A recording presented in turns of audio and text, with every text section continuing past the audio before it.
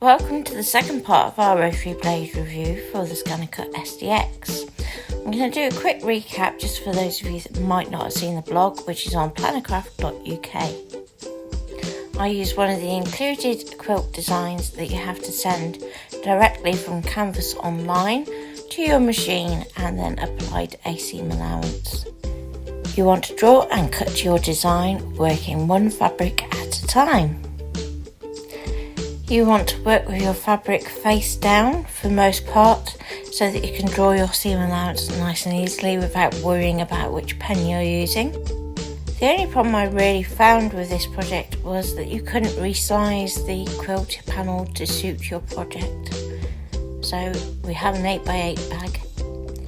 I basted together the pieces and then pressed the design prior to stitching with the machine. The Rotary Blade had cut the fabric really nicely, so there wasn't a whole lot of fraying as long as you were careful when removing it from the mat. The quilted panel itself was actually quite tricky to sew, so I wouldn't necessarily recommend this one for a beginner unless you have a lot of patience or a lot of time.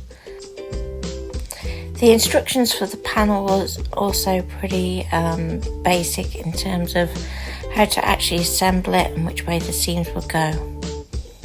I then created a lining panel to match my bag once all the pieces were put together and cropped. Prior to adding the lining though, I cut two pieces of wadding that was slightly smaller than my finished panel, and that's so that it doesn't get caught into the seam allowances too much.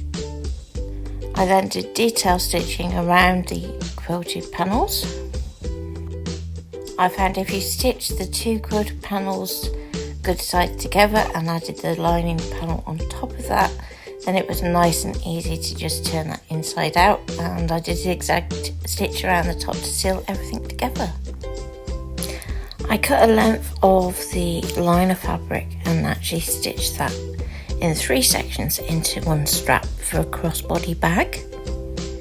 And finally I added a little strip across the top of my bag just to finish everything off and seal the strap in, and away we go.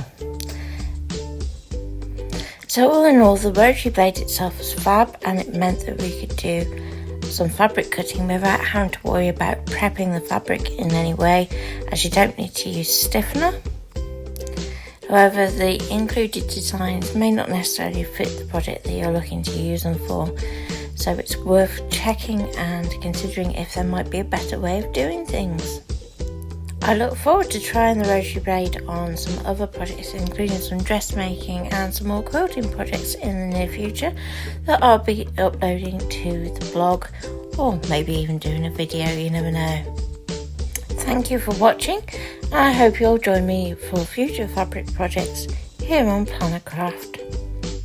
Don't forget to like and subscribe, and of course visit the blog at plannercraft.uk.